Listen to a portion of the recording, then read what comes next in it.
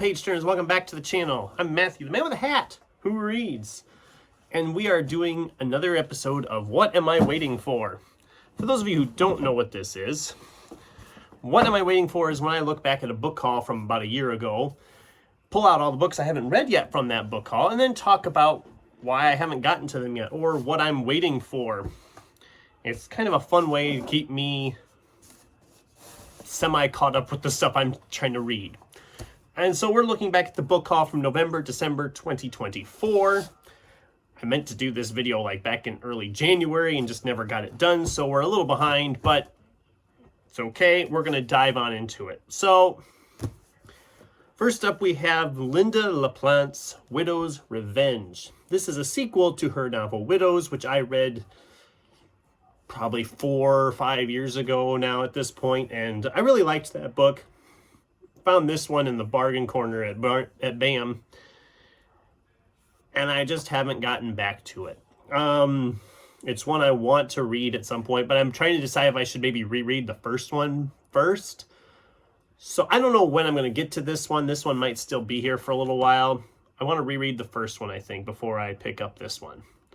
This one's not terribly long, though. And I read through the first one pretty quick. So maybe I'll squeeze the first one in somewhere again as a reread, and I can read that one then as well. All right, we have Douglas Westerbeek, A Short Walk Through a Wide World. This is a fantasy novel. An epic novel that charts the incredible adventurous life of one woman as she journeys the globe trying to outrun a mysterious curse that will destroy her if she ever stops moving. It kind of gave me some Addie LaRue vibes, and I really liked that. And it sounded really good. I just haven't found the right time to read it yet. I probably should have tried to squeeze it in here to Fantasy February, but I'm having enough trouble getting everything read I wanted to read in Fantasy February, so getting this one read is probably not going to happen anytime soon. But we'll get it in sometime this year. I would like to get to all of these this year if I can, but we'll see if that actually happens or not. We have Tom Wolfe's The Right Stuff. I thought this was a fiction novel about them sending astronauts into space. No, it's a non-fiction book. It's not fiction. Shows how much I know. This is over 400 pages. The type is kind of and there's a movie that's like over 3 hours that I also have sitting here to watch at some point. So again, I don't know when I'll get to this. Maybe I'll squeeze it into Sci-Fi September. Maybe you can watch the movie then too and do a comparison of the two. We'll see. I do want to read this. I've heard really good things about it, so. We have a angry robot novel. This is Marianne Despires' Peacemaker. She's a ranger in the last natural landscape park, and then animals show up and stuff. An imaginary animal from her troubled teenage years reappears. She takes it to mean one of two things: a breakdown or a warning. When the dead bodies start piling up around her, she decides on the latter. Wait, so they mention Nate, but they don't mention. Okay, I don't know. I'm a fan of Angry Robot, and I still think they have one of the best cover artist groups I've seen. I do want to read this at some point. I don't know when it'll be, but I will get to it sometime this year. About 350 pages, just shy of that. We have William W. Johnstone's The Frontier Overland Company. I read my first Johnstone book last June for June on the Range. I was going to try to get 2 of them in. I only got 1, so I'll be reading this for this year in June on the Range. It's a Western. I don't really think I need to go into much more detail than that. I thought the last one I read by him was okay. I'm hoping this one will be a little better. It'll be a good one for June on the Range. We have Matt Ruff's The Destroyer of Worlds. This is a sequel to his novel Lovecraft Country, which I absolutely loved when I read it. I do want to read this one. This is one I just kind of... Matt Ruff is an author that I've enjoyed a lot when I've read him. but I'm always hesitant to pick him up because I'm afraid I won't enjoy it. Does that make any sense? As almost every novel of his I've read, I got and then left it sit here for a long time before I actually picked it up.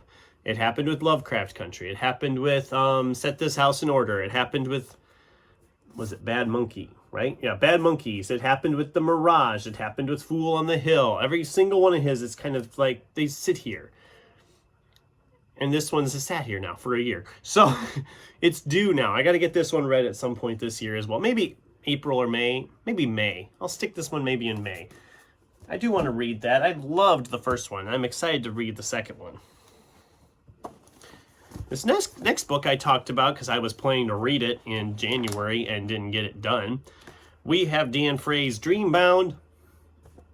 Currently I have this one planned for April because I didn't get it in January. I said April is going to be like a catch-up month, I think, this year. Anything that I don't get read in these first couple months, I'll just stick in April and then have a couple extra ones mixed in as well. But I do want to read this. I loved Dan Frey's first book, and I want to read more by him. It sounded really good, contemporary fantasy, so we'll get to it. We will get to it. We want to get to all of these at some point, but here we have Django Wexler's How to Become the Dark Lord and Die Trying. This was a gift from my girlfriend for Christmas that year. I want to read this, and I haven't gotten it done yet. When the case with a lot of these, there's a lot of books I have, I'm like, oh, I want to read that. And then I get it, and then it sits here. And then a year later, I'm like, oh yeah, I really wanted to read that. I'll get to this one this year. I am excited for this one. I know there is a sequel. I kind of want to read the first one first, so I know if I want to continue on with the sequel or not. Which is kind of what I do with a lot of the books I get. If it's part of a series, I get the first one, and then I don't get any more until I actually have read that one, so I know. Besides having a fun title, this just sounds like a fun story. So maybe this summer, sometime, maybe July, if not before. We'll see what happens. This one I picked up. This was like $2 at half price when I picked it up. Barbara Ashford's Spellcast. It just sounded interesting. It sounds like it's got some fantasy elements. It's got some like stage show type mystery elements. I don't know much about it. I do know the print is kind of tiny in this book. It's just over 400 pages. Oh no, don't list that one, please. So at some point I want to get this one read too. I haven't determined when yet. This is one that's probably the least likely to happen in the new year, just in this year, because I don't know when to stick half of these in anymore. We have Downward to the Earth from Robert Silverberg. Found this one at the thrift store. Looked brand new, other than the sticker evidence on the cover and on the back cover. I had been part of Gareth's end of year video where the people were listening to their like favorite sci-fi fantasy book of the year. And someone, I can't remember now who it was, they mentioned that this was their favorite. And then I found it, so I'm like, okay, I'm willing to give it a shot. It's a sci-fi novel, alien planet, and there's an elephant. You know how I am about elephants, so this seemed like a fun one to read at some point. I'll get to it at some point, I promise. Maybe Sci-Fi September. And then the last one here is a nonfiction book. They did make a movie of this one as well. This is Go Like Hell by A.J. Bain, the inspiration for the movie Ford v Ferrari, which I loved that movie. I do want to read this one as well. I think Patrick Ryan had read it, and he said that it was really good. So I'll get to this one sometime, probably not till nonfiction November. I gotta kind of plan these things out anymore, and behold, the money shot. I got them all in the frame. So yeah, the original book haul for that time had 32 books. I had just these 11 left, so that's not bad. I got a good 2/3 of them read. So you know, I'm making progress in my stacks slowly but surely. Some of the books I've been reading, my reading time has gone completely downhill the last few months. I don't know what it is. I just have to somehow get myself back to focusing more on it. I love reading and I love having all these books, but if I don't start picking up the pace on the reading, pretty soon the books are going to start to get out of hand.